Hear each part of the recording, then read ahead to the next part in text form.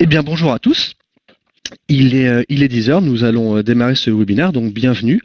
Ce webinaire est organisé par Human Synergistics et présenté par Dino Ragazzo du cabinet Expérience. Dino Ragazzo est également auteur de l'ouvrage Manager d'élite et consultant en développement des organisations. La thématique du webinaire d'aujourd'hui est le recrutement et plus précisément comment attirer les meilleurs talents et les garder. Une étude menée par AXA Entreprises et l'Institut Ipsos montre que la majorité des dirigeants de PME reconnaissent des difficultés à recruter et à garder les meilleurs éléments. C'est de cette étude qui est issue la problématique du jour que nous allons traiter. Je vais me présenter, je m'appelle Pierre Touvresse, je suis journaliste indépendant et je m'occuperai pendant ce webinaire de traiter vos commentaires pour plus d'interactivité.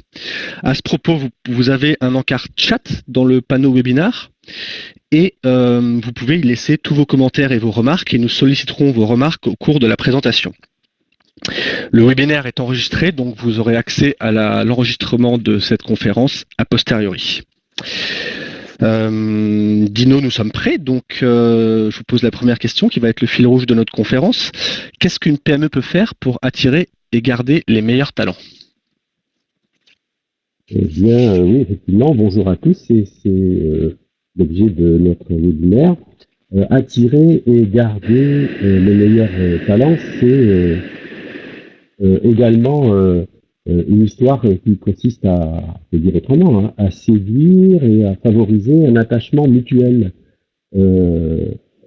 C'est une histoire, on va le voir tout à l'heure, c'est une histoire qui se fait à deux, en réalité. Alors, on n'entend pas très bien Dino. J'espère que je peux améliorer les choses en faisant comme ça. Je vais même parler plus fort.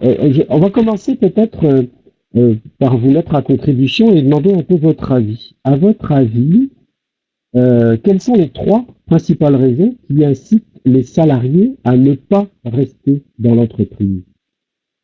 Voilà. Quelles sont les 3 premières raisons qui incite les salariés à ne pas rester dans l'entreprise? Alors, il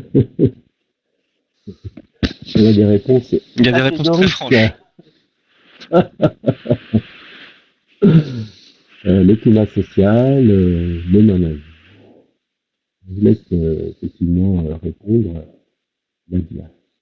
L'organisation. Alors, toutes les réponses qu'on vous donne sont issues de cette analyse qui a été faite par AXA avec Ipsos. Hein. Donc, je ne vous entends pas. Donc, c'est une raison de ne pas rester, ça, attention. Hein. Dino, peut-être qu'effectivement, il faudrait peut-être figer l'image du coup pour avoir un meilleur débit du son. D'accord, ok. Non, c'est à Nathalie qui est conseillé de figer. Mais si on m'entend très mal, qu'est-ce que je peux faire? Ah, là, c'était beaucoup mieux, là. Bon. Et trop loin de sa bouche. Eh ben, on va le rapprocher, le micro de Dino. Voilà. Est-ce que ça va mieux quand je fais ça? Pour moi, ça va mieux. Hein. Ouais, c'est beaucoup mieux. Bon. Allez, je vais le tenir plus près comme ça. Ah, c'est parfait. D'accord. Top. Ah, ben voilà, on a trouvé. Alors, les 3 principales raisons, si on fait comment dirais-je, une petite statistique rapide comme ça, il y a le management avec toutes les qualificatifs de nom d'oiseau qui s'est ramassé, le climat social, qu'est-ce qu'on a encore? L'organisation, la personnalité du chef d'entreprise, ce qui n'a pas été promis. Les évolutions. En fait, et des évolutions non attendues, c'est ça? Les perspectives d'évolution, ouais. Ah, les perspectives, ouais, effectivement. Eh bien, je vais vous donner des réponses tout à l'heure, mais en fait, en réalité, rester ou partir, c'est un peu, je dirais, comme dans la vie d'un couple. Hein, ces décisions sont liées à l'intensité de l'attachement entre les protagonistes. Et cet attachement, eh bien, on le définit sur la base de 3 critères qui sont présentés ici. Un critère qui est le critère projet, donc fait intervenir la situation présente et puis le futur. Donc dans le présent, vous allez retrouver des choses très concrètes comme la rémunération, la sécurité de l'emploi, Et dans le futur, eh bien, on a ce que j'ai appelé perspective, mais ce qui est reflété par la compréhension d'une vision lorsqu'il y en a une, hein, et également la perspective de carrière, de me projeter dans cette entreprise. Dans le critère passion, eh bien, on va avoir tout ce qui touche à l'intérêt de l'emploi, tout ce qui touche à une capacité de développement, à tout ce qui est ce qui m'offre de la flexibilité. Et puis, cohésion, eh bien, ambiance de travail, management, reconnaissance. Alors, vous voyez, effectivement, le management, vous avez beaucoup cité, est un des critères qui est nécessaire à l'intensité de cet attachement. Alors, la réalité, c'est que si ce serait quand même très intéressant de pouvoir mesurer ces critères et puis pour permettre aux entreprises de voir sur lesquels il est nécessaire de jouer en priorité pour favoriser l'attractivité. Mais on va voir ça tout à l'heure. Alors, la réponse à la question qu'on vous a posée, c'est pourquoi il ne reste pas? Eh bien, dans 43% des cas, c'est à cause de la rémunération. Donc, vous voyez, la rémunération, c'est dans le critère projet. Et dans 36% des cas, on dira que c'est le manque de perspective. Voilà, j'ai pas d'évolution, j'ai pas de vision, je la comprends pas de cette entreprise. Et le fameux management de tout à l'heure dont vous avez parlé, ça ne représente en tout cas que 12% des cas. Voilà. En fait, on va voir que même si le boulot est passionnant, c'est surtout l'absence de projet qui est la cause principale des départs, hein, puisque ça représente 70% des causes de départ. Même de projet. Et on peut endurer le management si, en contrepartie, on a du projet.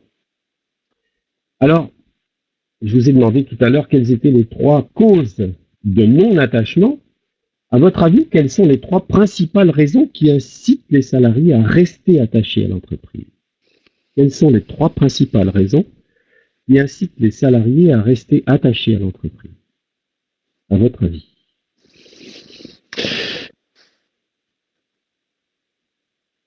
Alors, l'adhésion au projet de l'entreprise,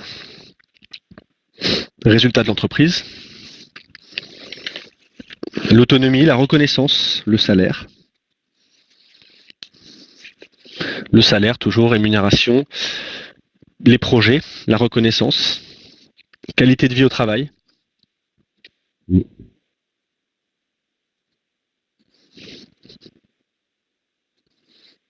Donc il y a le côté financier quand même qui revient pas mal. Les perspectives d'évolution aussi, ça, qui revient. Oui. Oui. Un emploi qui a du sens.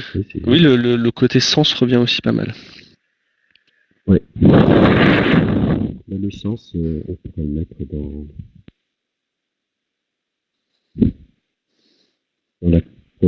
Adéquation entre le projet de qualité de vie personnelle et professionnelle. Ouais. Passion. Allez, allons voir un petit peu les résultats de l'enquête. Eh bien, les résultats de l'enquête, c'est essentiellement, s'ils restent, d'abord, c'est parce qu'ils sont bien payés, ou en tout cas parce qu'ils estiment qu'ils ont une rémunération correcte. Donc, vous voyez, on est encore pour le critère projet. Mais il reste aussi parce que cette rémunération, elle a toutes les chances de durer longtemps. C'est la sécurité de l'emploi. C'est pour ça qu'on aime bien être salarié, parce que salarié, c'est la contrepartie, c'est qu'on a une sécurité de la rémunération. Mais on reste également pour l'ambiance de travail, je crois que vous l'avez cité, donc c'est dans le critère de cohésion. Pour l'intérêt de l'emploi, vous l'avez cité aussi, c'est la passion. Et pour les opportunités de carrière. Voilà, on note également ici l'importance de l'ingrédient projet pour l'attractivité de l'entreprise. Donc, en d'autres termes, pour séduire et garder les meilleurs talents, eh bien, il faut favoriser l'attachement mutuel et il faut que les 2 parties trouvent leur compte. C'est-à-dire les 2 parties doivent partager le même projet. Les 2 parties doivent partager la même passion. Les 2 parties doivent s'engager dans des efforts de cohésion. Je sais pas, mais plus j'en parle, plus je vois que c'est un peu comme une histoire d'amour. Hein. L'engagement, l'intensité, la coopération, tout ça, ça provoque de l'attachement. Et ça, c'est vrai quels que soient les projets. Alors, Les pourcentages par ordre d'activité, oui, je les ai, mais vous les retrouverez, je vous donnerai les liens pour aller vers l'article si vous le souhaitez. Donc, en fait, attendez, je retourne sur la page qui va bien, voilà, 75% des patrons de PME, en réponse donc à ces analyses, pensent que pour améliorer l'attractivité, eh bien, il faut surtout agir sur l'extérieur, sur l'environnement. En améliorant, par exemple, comme vous voyez là, les 35 heures, le statut fiscal, les contrats, les règles, enfin voilà. Ils pensent que c'est en changeant l'environnement, en changeant l'extérieur, qu'on va pouvoir améliorer leur attractivité. Une minorité, pourtant, disent qu'il vaut mieux porter une attention croissante à des critères intrinsèques comme la pérennisation de l'emploi, les qualifications, la gestion des compétences. D'où l'intérêt, effectivement, de leur donner des instruments de mesure objectifs de l'attractivité de l'entreprise. Et justement, c'est ce que je vais vous présenter maintenant. Elles sont disponibles dans un outil de Human Synergistic qui s'appelle l'OEI, l'inventaire d'efficacité organisationnelle. Cet outil offre une trentaine de critères qui vous permet justement de mesurer les sources d'attractivité de votre entreprise. 30 indicateurs qui sont présentés ici. Évidemment, je ne vais pas vous les décrire. Je peux vous donner un exemple. Vous voyez, je les ai classés par selon les 3 critères. Franchement, là, je vais vous en décrire quelques-uns, comme par exemple celui-ci, articulation de la mission. Eh bien, c'est la mesure avec laquelle la mission et la philosophie, pour ceux qui parlaient de sens tout à l'heure, la mesure avec laquelle la mission et la philosophie de l'organisation sont bien définies, elles sont illustrées par les membres et communiquées par le management et également comprises par les employés. En réalité, si je comprends, si j'adhère, je me projette dans un avenir commun. Vous voyez ? Donc, effectivement, la vision, le fait qu'elle soit facilement assimilable et puis qu'elle crée de l'adhésion est un élément capital dans l'attachement des employés. Le critère qui s'appelle significance, ici, significance, on va encore une fois aller dans le critère de sens, c'est la mesure selon laquelle les responsabilités qui sont allouées à chaque job, en fait, sont considérées comme ayant un impact important sur les autres personnes, qui sont à l'intérieur ou à l'extérieur de l'organisation. En fait, ce critère-là mesure un petit peu la manière avec laquelle les gens comprennent l'utilité de leur rôle. Voilà, ils ont de la reconnaissance à travers ça, ils peuvent se réaliser, évidemment, et ils envisagent de poursuivre le partenariat, puisque là, on a un critère de la passion. Alors, allons un petit peu plus loin. Je ne vais pas vous décrire l'outil, je vous en donne quelques aperçus. Si ça vous intéresse, et je sais que vous saurez les trouver plus loin, et on vous donnera les éléments pour le faire. Mais voilà un petit peu le genre d'informations qui vous sont fournies. Cet outil vous permet de comparer ces 30 leviers par rapport à une base de données de plus de 1000 organisations, 1084 organisations en l'occurrence. Et votre entreprise est comparée aux autres, et donc vous voyez par exemple pour celle-ci, celle qui est présentée là, elle a des critères d'attractivité qui sont vraiment pas terribles, hein, si on veut dire, comparée aux autres organisations. Elle a presque tous les critères qui sont en dessous de la moyenne. Et très en dessous de la moyenne, par exemple, si je prends celui-ci qui s'appelle training et développement, eh bien, c'est ça explicite la mesure avec laquelle des collaborateurs, qu'ils soient nouveaux ou existants, la mesure avec laquelle ces collaborateurs sont orientés, accompagnés et formés pour favoriser aussi bien leur développement personnel que leur contribution à la performance de l'entreprise. Vous voyez ici, cette barre-là qui est là montre que, je vous passe les détails, mais en fait, cette entreprise fait moins bien que 95% des 1084 entreprises de la base historique. Et donc, il s'agit de toutes sortes d'entreprises qui ont servi à construire cette base de comparaison. Et ce sont toutes sortes d'entreprises de tout secteur d'activité et de tout endroit géographique. vous voyez, c'est quand même intéressant de savoir que cette entreprise-là, elle a quand même de gros efforts à faire sur un certain nombre d'indicateurs qui sont là, qui vont améliorer notamment son attractivité. Alors comme j'aime pas être que négatif, je suis allé voir aussi à l'autre bout du panel et j'ai vu, vous voyez celle-ci, ce critère-là, qui s'appelle Organizational Bases of Power. Ce sont les bases organisationnelles du pouvoir. Eh bien, on mesure à travers ça l'intensité avec laquelle les membres sont influencés par le management pour produire les résultats obtenus. Eh bien, on voit que cette boîte fait quand même mieux, beaucoup mieux que la moyenne, et qu'elle est même dans, comment dirais-je, dans les 25 premiers pourcents des entreprises de la base historique qui est présentée ici. Voilà, donc voilà un petit peu quelques idées sur la manière dont on peut se benchmarker par rapport au reste du monde. Et ce qui est intéressant, c'est que ce benchmark le travail que vous allez faire pour améliorer ces critères va améliorer effectivement l'attractivité de l'entreprise, mais il aura aussi des conséquences sur les performances de l'entreprise. Et cet outil OEI, je vous présente succinctement, fournit des corrélations entre cette attractivité et la performance de l'entreprise.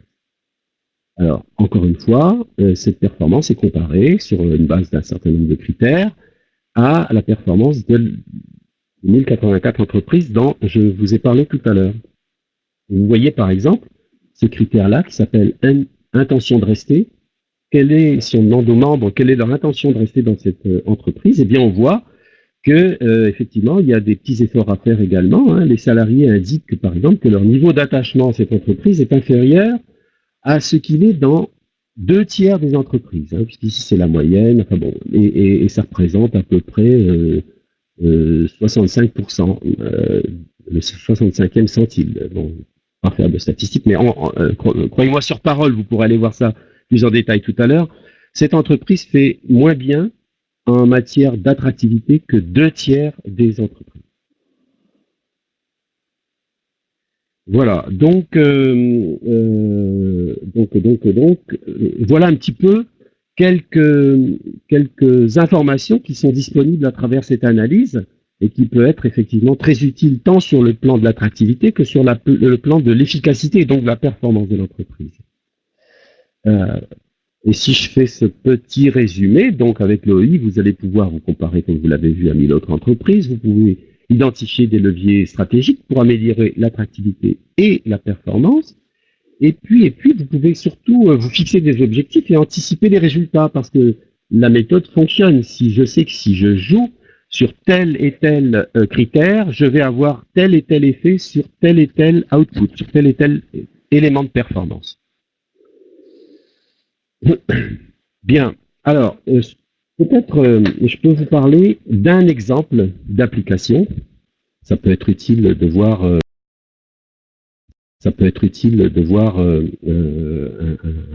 cas de figure. Alors, un exemple d'application qui est tiré d'une entreprise que j'ai eu l'occasion d'accompagner en Suisse, qui travaillait sur, donc c'est une entreprise internationale, donc américaine, qui était implantée en Suisse.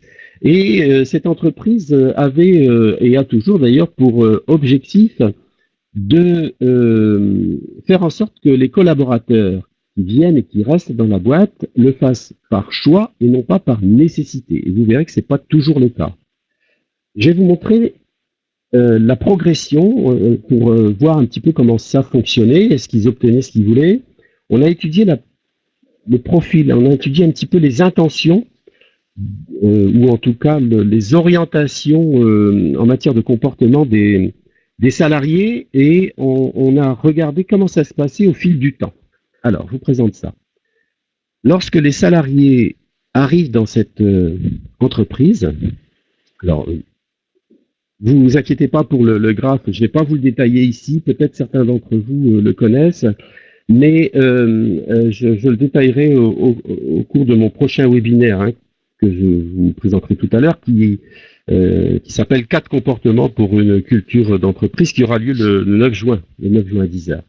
En tout cas, ce graphe montre que les jeunes recrues, c'est-à-dire qui avaient moins de 6 mois d'expérience dans l'entreprise, avaient un profil plutôt, vous voyez, il y a beaucoup de couleurs bleues, ne vous inquiétez pas du rouge pour l'instant, mais beaucoup de bleu qui signifie une attitude plutôt ouverte, plutôt constructive. Et si on leur demande, on leur pose des questions sur est-ce que vous envisagez d'être dans cette entreprise encore dans 2 ans, vous voyez que leur réponse est très largement au-dessus des moyennes. Vous voyez les petits traits, les petits triangles rouges et verts, ce sont les statistiques liées aux 1084 entreprises. Et le vert, ce sont parmi les 1084 celles qui sont les plus performantes. Et vous voyez que la réponse de ces salariés, jeunes recrues, est nettement au-dessus de la moyenne des plus performantes. Et ils ont vraiment, ils viennent d'arriver, et ils ont vraiment envie d'y rester au moins 2 ans. Par rapport à l'ensemble de l'entreprise qui est là, où, ils disent qu'ils vont y rester, mais c'est plutôt mitigé. Et on leur demande s'ils recommanderaient cette entreprise à d'autres, comme une place où il faut aller, une place intéressante pour collaborer. Eh bien, vous voyez qu'ils répondent quand même, alors bien au-dessous de la moyenne des 1084, mais au-dessus, en tout cas, de la moyenne de la tendance générale de l'entreprise. Donc, ces bonnes recrues, souvent on les prend parce qu'on veut injecter du sang neuf, et puis on espère qu'ils pourront transformer l'état d'esprit dans l'entreprise. Alors, comment ça évolue? Si on regarde ceux qui ont 1 à 2 ans d'ancienneté, on voit que le bleu a déjà sérieusement diminué au profit des autres couleurs, donc je vous détaillerai, mais le bleu, donc ils deviennent moins constructifs et plus défensifs encore. Et si je continue et si je regarde encore plus loin, voilà, quand ils ont entre 4 et 6 ans d'expérience, on a totalement tué leur esprit constructif et on les a tous mis sur la défensive.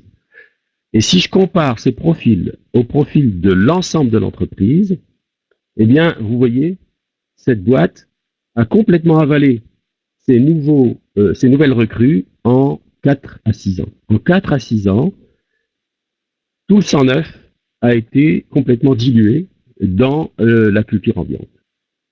Donc, effectivement, quand on dit ces gens restent par nécessité, c'est pas exact, c'est par décision, par choix, c'est pas exactement ce que montre ce profil. Et donc, évidemment, vous voyez qu'à partir de l'ensemble de ces analyses, eh bien, on dispose de très précieux moyens d'aller, comment dirais-je, jouer sur les critères qui vont favoriser cette volonté d'avoir des salariés qui choisissent la boîte plutôt que des salariés qui y restent parce qu'ils ont juste besoin d'un salaire.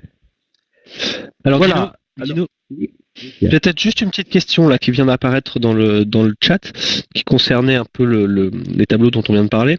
Est-ce que la situation qu'on évoque après 4 ans, est-ce qu'elle est généralisable à toutes les entreprises? Non, bien sûr. Chaque boîte a sa culture, chaque boîte a sa façon de faire. Non, bien sûr que non, elle n'est pas généralisable. Là, c'est le cas particulier. Et surtout, l'entreprise en question voulait mettre le projecteur sur ce critère qui lui semblait un critère important pour sa performance. C'est-à-dire, si elle a des salariés qui sont là parce qu'ils partagent le projet de l'entreprise, c'est plus intéressant, on l'a bien vu d'ailleurs, c'est plus intéressant du point de vue de la performance globale que d'avoir des salariés qui vont s'engager peut-être moins parce qu'ils partagent moins le projet de l'entreprise.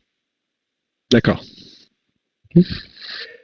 Donc, pour être concret, souvent on me demande, mais ton truc, là, combien ça coûte, combien ça rapporte? Bon, là, je donne des ordres de grandeur. L'outil d'analyse, si je veux mettre en œuvre l'outil OEI, eh bien ça, il faut compter environ 75 € par salarié sondé. Donc là, si ce sont des grosses entreprises, eh bien il va falloir établir un échantillonnage du salariat. Et la démarche de développement, ce ne sont pas des chiffres surprenants. Je pense que ceux qui sont dans la fonction RH connaissent ça. Combien ça rapporte? Encore une fois, c'est toujours difficile de répondre à ça. Donc, on se base sur des études qui ont été faites notamment par Cotter et Esquette sur 207 sociétés pendant une période de 11 ans. Et cette étude, on la retrouve dans leur bouquin Culture d'entreprise et performance, et qui montre que les entreprises qui utilisent cette démarche qui consiste à améliorer leur efficacité en rendant en cherchant des comportements beaucoup plus constructifs et beaucoup moins défensifs, eh bien, vont jusqu'à obtenir des retours sur investissement qui vont, on va avoir des accroissements du résultat de l'entreprise qui ont été mesurés jusqu'à plus 750%. Hein, Dino? Voilà, donc, okay. Une deuxième question, oui, est-ce que les données dont on parle correspondent à des entreprises en général? Est-ce qu'il y a est-ce que ça concerne est-ce qu'il y a une taille minimum, un nombre minimum de salariés, une taille minimum de l'entreprise pour laquelle c'est moins valable?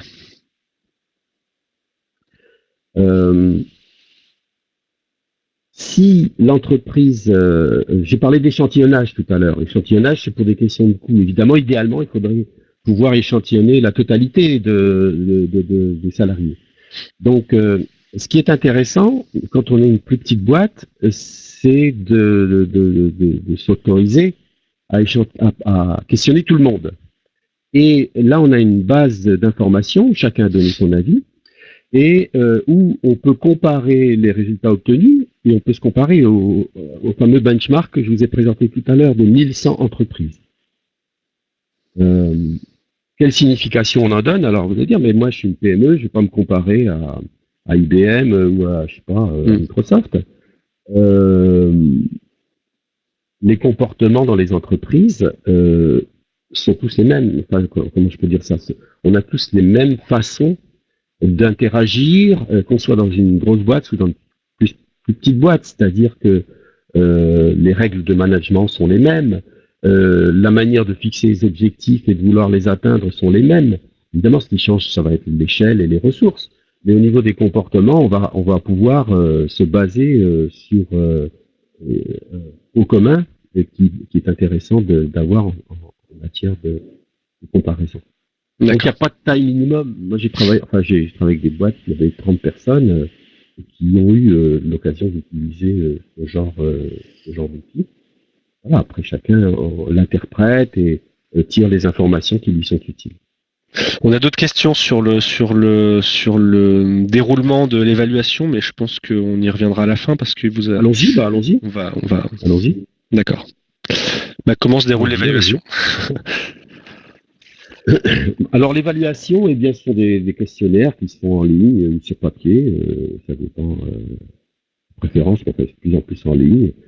Ces questionnaires sont totalement préservent l'anonymat.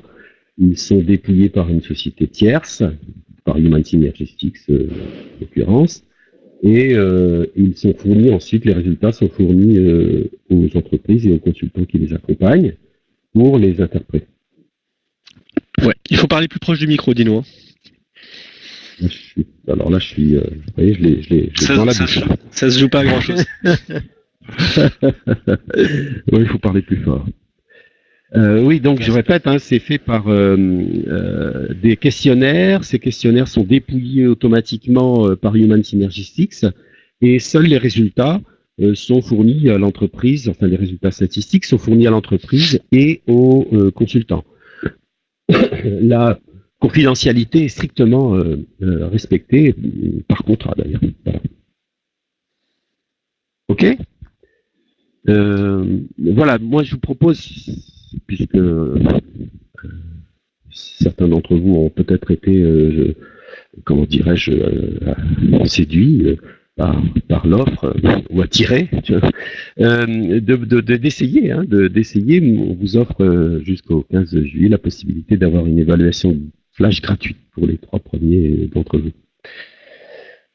Voilà. Peut-être c'est le moment, si vous le souhaitez, d'échanger davantage sur l'outil, les questionnaires, enfin. Alors il y avait une question que j'ai un peu retenue tout à l'heure. qui a été posée un peu au début de la présentation. Est-ce que, quand on parlait du recrutement en CDI notamment, est-ce qu'il est si judicieux de ça pour un salarié de rester plus d'un certain temps dans une entreprise? J'imagine en termes de perspective d'évolution, de carrière, de Oui. mélange pro-perso, quelles peuvent être les différences? Un salarié. Donc ça fait partie, la question qui est posée concerne la stratégie du salarié. Quelle est la meilleure stratégie pour le salarié? Eh bien, tout dépend de ses priorités. C'est comme pour toute stratégie. Qu'est-ce qu'il veut? Si effectivement ce salarié considère qu'il a besoin d'avoir un large panel d'expérience, effectivement, dans ce cas-là, c'est peut-être pas la meilleure stratégie, sauf s'il est dans une boîte qui lui offre ce panel d'expérience. Il peut y avoir de la mobilité interne qui lui offre ce panel d'expérience. Mais si son objectif c'est de pouvoir se réaliser, si c'est celui de pouvoir apprendre, se développer, celui d'être dans une boîte où il y a une excellente cohésion sociale, c'est une boîte où il partage totalement les valeurs de l'entreprise, effectivement, peut-être que la meilleure stratégie, c'est de rester dans la boîte qui lui offre ça. Effectivement, l'internaute précise que c'est effectivement une entreprise confortable, a priori, dans laquelle on gagne pas trop mal sa vie, effectivement, du coup, sinon la question ne se pose pas vraiment. Donc c'est vrai qu'il y a parfois des facteurs qui entraînent. Il n'y a pas que l'argent, on l'a vu. Il n'y a pas que l'argent. Il n'y a pas que le salaire. On a vu que le salaire entrait pour une raison importante, mais il y a aussi la passion et puis la cohésion. Donc voilà. Tout dépend de chaque salarié, effectivement, et de ses objectifs. Une stratégie, c'est toujours lié à des objectifs. Donc il y a déjà une personne qui s'est proposée pour une évaluation flash. Ok, très bien. Je retournerai vers cette personne. Je pense qu'on va pouvoir récupérer ses coordonnées ou prendre contact avec nous, donc il n'y a pas de souci. Il y avait aussi, j'ai l'impression, des remarques dans le sens... Alors attendez, on voit bien aujourd'hui que des chercheurs d'emploi de 45 ans qui sont restés dans une même entreprise créent un doute auprès d'un futur recruteur. Est-il adaptable, employable chez moi? N'a-t-il pas trop d'habitude inadaptable chez moi?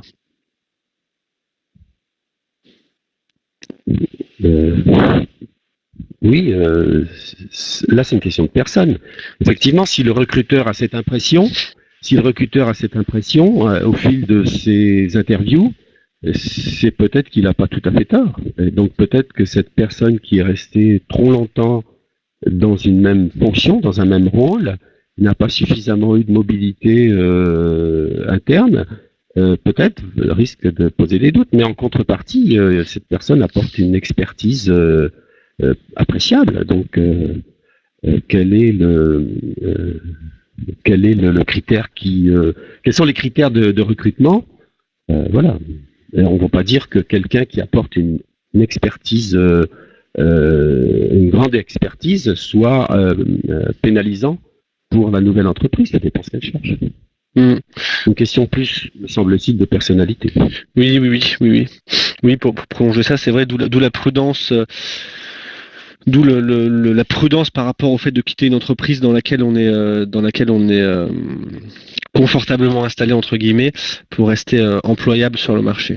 C'était la remarque de. C'est intéressant parce que mais c'est intéressant parce que on envisage pour l'instant que des situations où on va être salarié, mais de plus en plus, je pense que notre époque le montre.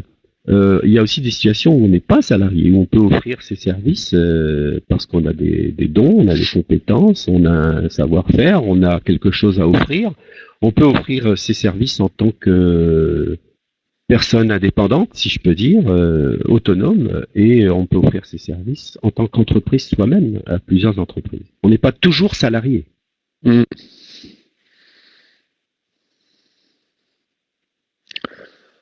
Alors, voilà, je vois qu'effectivement, d'accord, c'est noté, j'ai noté pour slide. D'accord, ok. Oui, il y a des freelances, comme vous le dites, mais on voit bien que ça change, hein, et d'ailleurs avec beaucoup de difficultés en ce moment dans notre pays, mais de changer les règles du jeu sur le marché du travail. Euh, la technologie joue un grand rôle là-dedans, parce qu'elle force au changement, et les comportements jouent un grand rôle là-dedans parce qu'ils s'y opposent. Enfin, en France, en tout cas, hein, on a quand même du mal à accepter d'essayer de nouvelles règles du jeu.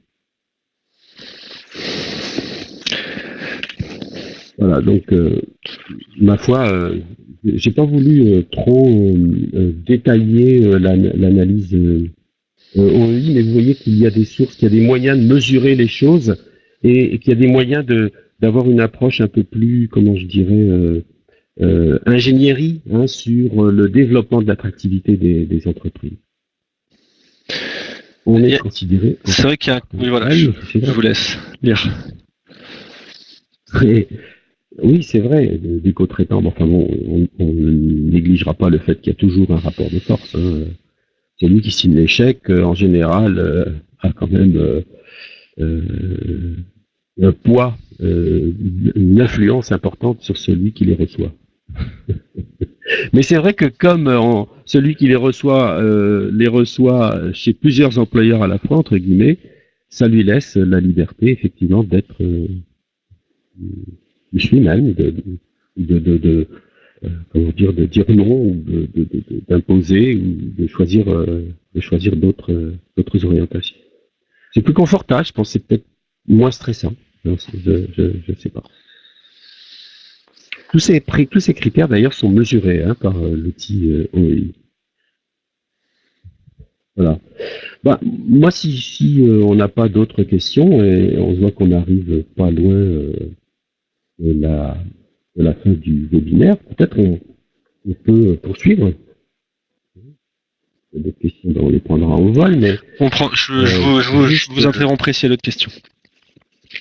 Voilà, juste voilà. Ce qui m'intéresse, moi aussi j'aime bien mesurer, j'ai un petit travers d'ingénieur, donc j'aime bien aussi mesurer l'impact que cette présentation a eu sur vous. Vous voyez, j'ai essayé de vous présenter très succinctement un outil OEI qui peut être imagé par d'autres postures, par la fable du corbeau et du renard.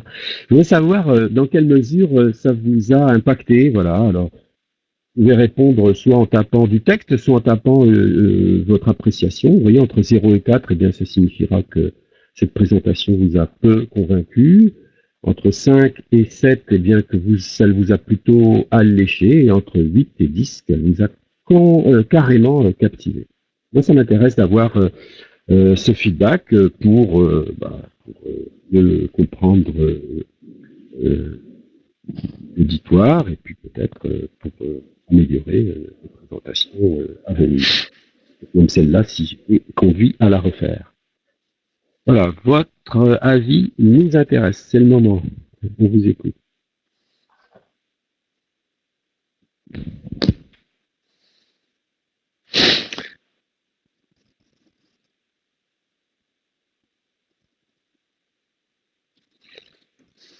Alors, il y a des personnes qui ont été convaincues.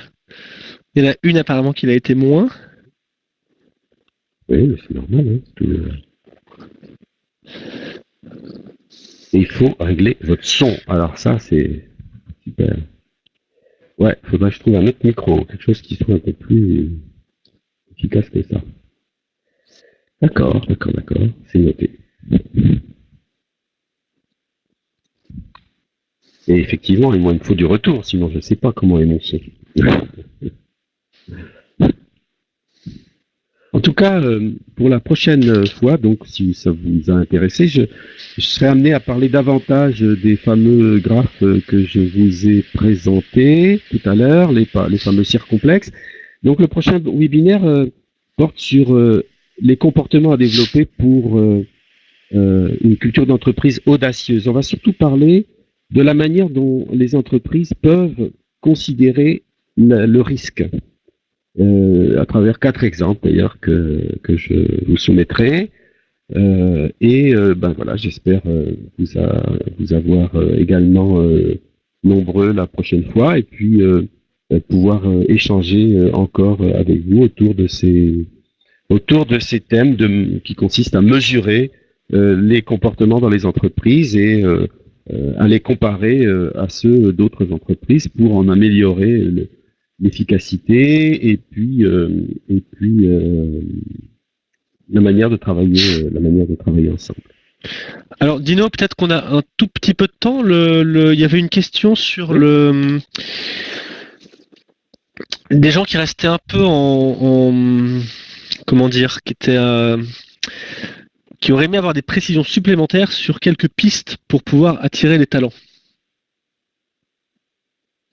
Alors, les pistes pour pouvoir attirer les talents, évidemment, elles ne sont pas les mêmes pour toutes les entreprises, vous l'avez compris, parce que si je reviens au graphe que je vous ai présenté et où on mesure ça sur la base de 30 critères, vous comprenez que voilà, cette boîte-là, elle a des efforts à faire sur tous ces critères-là, mais toutes les entreprises n'ont pas le même rendu. Donc, les pistes, elles dépendent de votre situation actuelle. Et donc, c'est intéressant de procéder à cette étude pour que vous puissiez savoir sur quels critères il est judicieux de travailler. Vous voyez, par exemple, si vous décidiez de travailler sur ces critères-là, ma foi, ça n'a pas grand intérêt puisque vous êtes pratiquement dans la moyenne des entreprises. Donc, ça ne va pas payer beaucoup. Par contre, mobilisez vos efforts sur ces critères qui sont ici, où vous êtes franchement très éloigné de la moyenne des entreprises, ça va beaucoup plus payer sur votre attractivité et aussi sur l'efficacité de la boîte. Donc, pour répondre à votre question, les trucs sont là. Voilà, vous avez 30 critères sur lesquels vous pouvez jouer et sur lesquels est-ce qu'il est plus intéressant d'investir vos efforts. Et ma foi, ce seront sur ceux qui sont en queue de liste. Là. J'espère avoir répondu à la question. Et il y a une toute dernière question plus pratique. Est-ce que le support de présentation sera disponible en téléchargement à la suite du webinaire? Alors, le webinaire sera disponible en téléchargement, oui, tout à fait. D'accord. Hein, c'est ça que je comprends. Ah non, il parle du support en fait, hein, là. Du support PowerPoint. Ah, du support PowerPoint. Oui, éventuellement, mais Philippe me le demandera et je lui enverrai. D'accord. On va faire comme ça. Voilà. Ok. Philippe, je vous invite à laisser votre mail, Philippe, peut-être dans le. Oui, vous m'envoyez. Alors attendez, voilà, envoyez-moi un mail ici. Voilà. dinoragazzo@experience-conseil.fr. Voilà. Ok. Est-ce que Philippe a l'intention de reproduire mon PowerPoint dans son public de webinaire? Je mets l'adresse, c'est Dino Ragazzo attaché. Hein. Ouais, je la vois. D'accord. Ouais. Dino.ragazzo@experience-conseil. Voilà. Ok. Bon, écoutez, merci en tout cas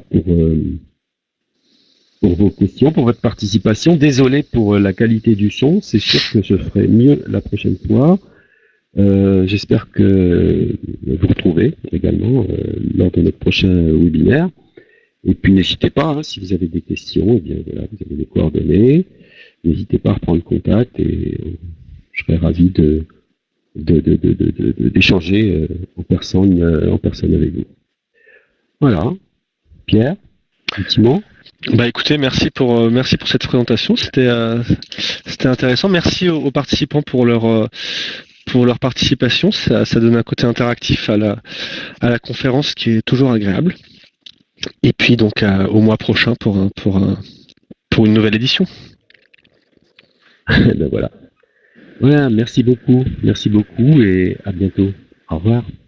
Au revoir.